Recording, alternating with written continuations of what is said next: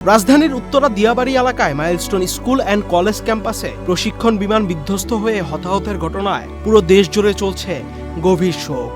এরই মধ্যে আগামীকাল ২২ জুলাই রাষ্ট্রীয় শোক ঘোষণা করা হয়েছে।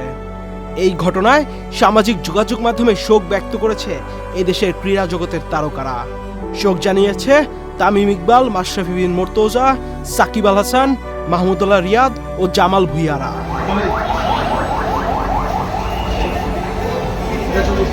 এক স্ট্যাটাসে তামিম লিখেন, যা হয়েছে বা হচ্ছে সবকিছুই প্রচন্ড বেদনাদায়ক। আমাদের হৃদয় ভেঙে যাচ্ছে, আমরা বিধ্বস্ত।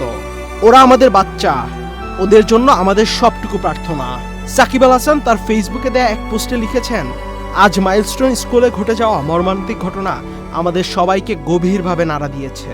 একটা শিক্ষা প্রতিষ্ঠান যেখানে ভবিষ্যতের স্বপ্নরা গড়ে ওঠে, সেটাই আজ পরিণত হয়েছে এক শোক স্তব্ধ বেদনার স্থল।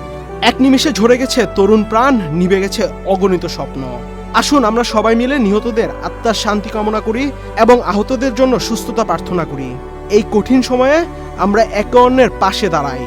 মাশরাফি বিন মুর্তজা তার পোস্টেও একই কথা লিখেছেন, এই কঠিন সময়ে আসুন আমরা সবাই একসঙ্গে প্রার্থনার শামিল হই। হে আল্লাহ, সকলকে হেফাজত করুন, এ ধরনের দুর্ঘটনা থেকে আমাদের রক্ষা করুন। বাংলাদেশ ফুটবল দলের অধিনায়ক জামাল ভুঁইয়া লিখেছেন, horrible to see this, praying for everyone involved, সুবহানাল্লাহ, দিস ইজ সো স্যাড।